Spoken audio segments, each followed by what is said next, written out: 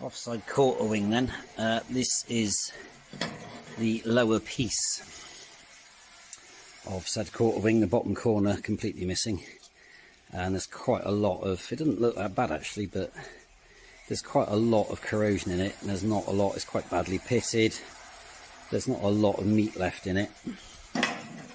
This I've hacked off of the wing that came off the spares car. There is some corrosion in it. I'll throw it on the floor. But it's not as bad, so I'm going to attack this with some Hydrate 80, and whilst that goes off, I'm going to get the MIG out and start repairing all the holes, of which there are many, in this wing, and then hopefully I can glue that bit on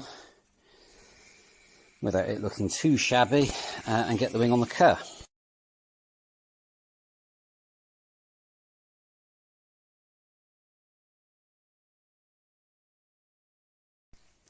Pretty happy with that, considering that's two different bits.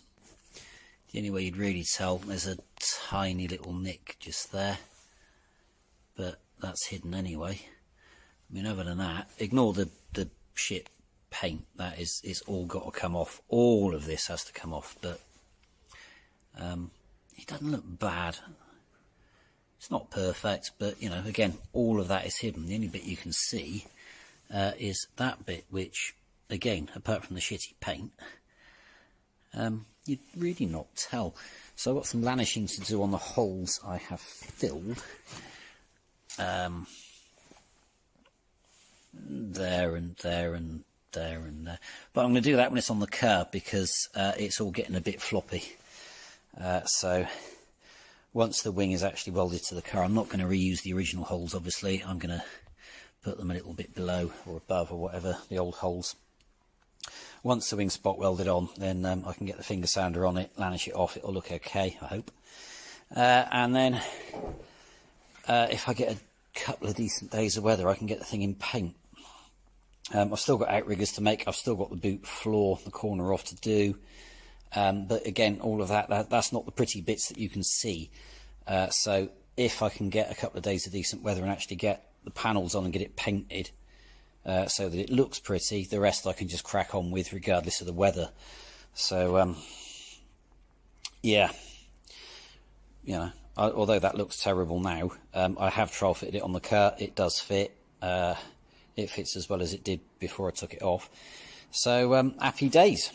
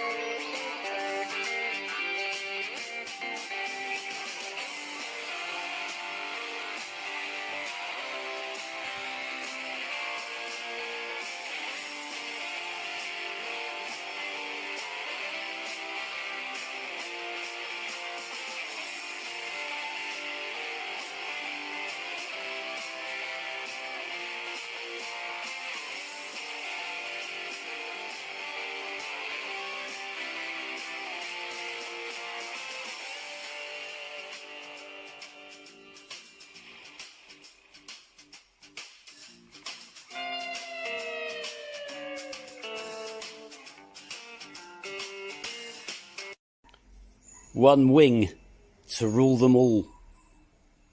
One. Well, the cockerel gets it. One wing. One wing. The Lord of the Wings. Lord of the Wings. Get it? Lord of the. One wing. One.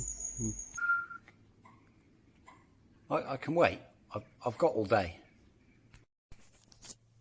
See, but one wing to rule them all. The Lord of the Wings. You get it? With the Lord of the Wings.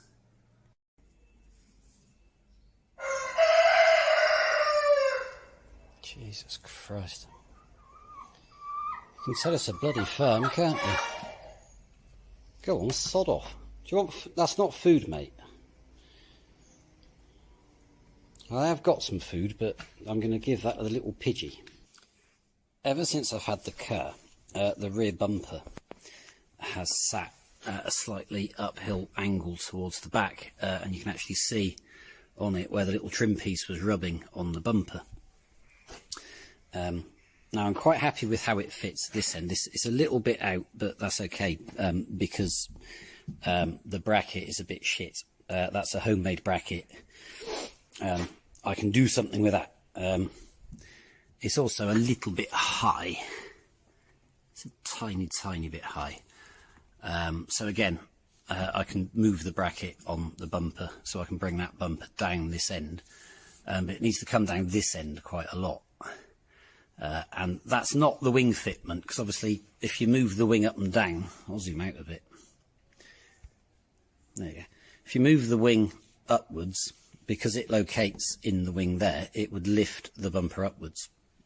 The wing, however, is exactly where it was before I took it off, and it had, well, I had taken it off before, but it went back on in exactly the same place. And like I said, even before I took the wing off, this never fitted very well. There's two reasons for this. One reason is that this being glass fibre is not the greatest moulding in the world, and it's a bit bent in. It dips down at this end. That is correctable, and you can actually get a little bit of, I mean, I'm not sure you can see it, but you can get a little bit of movement on it. So that is correctable, but it's not enough. And the reason that it will never be enough is because the landing panel that it sits on the rear valance, if you measure it very carefully, it's higher this end than the near side, so it's slightly on the cock. And it's not that the car's, I mean, the car had a rear end in that corner, but that's not the reason. The reason is because it left the factory like it, because the gap from where the landing panel is welded to the valance is less this end than that end. So the whole thing was fitted ever so slightly on the cock. I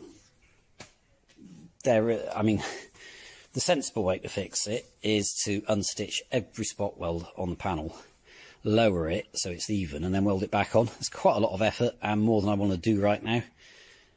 So the alternative method is to employ a large hammer and batter the living hell out of this end of the landing panel, probably down to about here, so that this side of the bumper sits lower. That's a quick, easy fix. It won't look pretty, but you know, I don't care. It'll do it for now. I can dick about with that and replace the valance at a later date when the car gets restored. This was never supposed to be a restoration, and it is just dragging on and on and on. I could leave it because it's always been like it, but since it's here and in bits, you know, it's 2 minutes with a BFO hammer just to twat this side down, which will bring this down, so it'll just even it up. I'm not, again, I said I can make this fit better against the wheel spat, and the wheel spat grouted at the moment is not actually Sikaflex to it, it's literally just sat on it.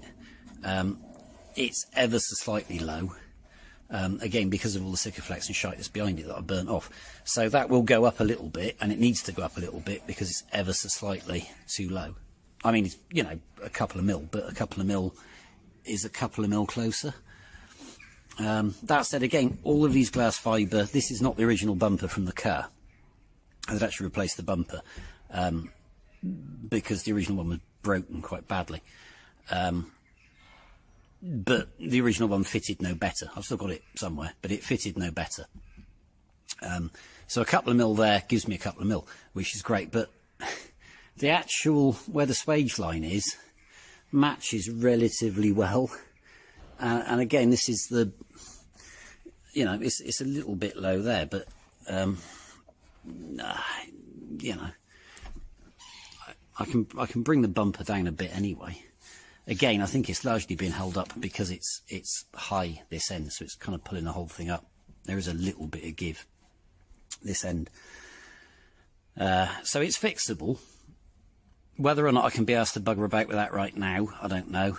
I might just give that a twat and see if I can make this fit a little bit better. But like I said, that swage line does fit, and this is the trouble with GRP panels, in that that swage line's pretty much perfect. It's not perfect there, and it's not perfect there. So what do? Do you match the swage lines, or do you make that match? Do you make this match? Or do you just accept the fact that, you know, the panel gaps on these were shit, and I'm never going to make it perfect anyway? But, you know, I might have a little play with it, but I'm not going to waste huge amounts of time on it because I need to get it in paint. One of the drawbacks of it now being winter is that the old Dinitrol doesn't really want to spread or come out the can because it's cold.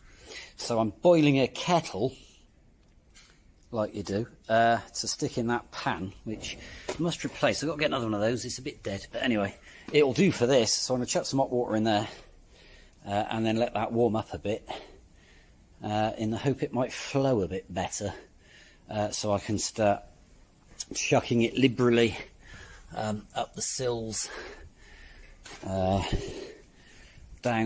in there, down there, and, you know, behind the wings, and anywhere up the D pillar, anywhere that I've welded or I can get into, any box sections, in the hope of keeping the rot away for a little bit longer. But alas, I'm now waiting for the slowest kettle in the world. 2 tins so far, so that's the D pillar right up into the roof. I made a bit of a mess, but, you know, such is life. All down there. I've squeezed it as far as I can get it everywhere up and around. It's very messy, but I don't care, I can clean all that up afterwards. I've used the long extension so I can get right down into the corners, front and back, all the way up and in, so all of that should be protected. It's run down there quite nicely. It's run down there quite nicely, maybe a bit more in there. The thing to do afterwards, of course, is to clear the drains out down the bottom to make sure that they will drain, but I'll let all that go off and then poke it through. That's the chassis legs done. Well, you can't see it, but inside, again, I used the long extension to go right the way up to the front, so I pulled it all the way back. And as far as I can get up the sills, which of course you can't see, and, you know, I've come down from above on the inside, so everywhere I've welded should be, I mean, the long extension isn't quite long enough to get up to the B pillar, but that's okay, because I'll pull the trim out and take the seat belt out, and then do the top of the sill and the bottom of the B pillar. There's further access holes in here, so I can carry on dinitrolling right up to the front both sides. That's the chassis legs are done right the way back. That leaves the cross member under the floor. The rest of the sills and the job should be a good one. Hopefully it won't rust again anytime soon, but I've got plenty more dinitrol that I can empty into it. It's messy shit. I should probably have, you know, nursed it up and done it a bit better than I have, but it's protected all the way down. It's seam sealed everywhere it needs to be. I have seam sealed down the front edges. It doesn't look pretty at the moment, but that's fine because it will sand back before I paint it. but importantly it means that this seal, or this edge, this lip is sealed all the way up this side. You can get the long extension on the dinner troll right the way down into the wing, so I've lunched shite loads into it, so that should be fine. Same up this end.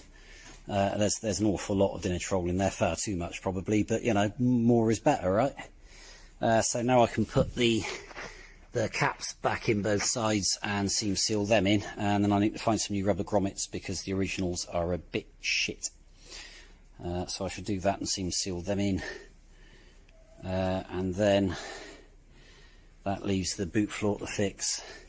The outriggers still, that captive nut that is no longer captive, and then up in the air, clean the rest of the shitty joke off from underneath, paint up the underside, and then finally I can start putting this bloody thing back together, which would be nice because it's been a really long time.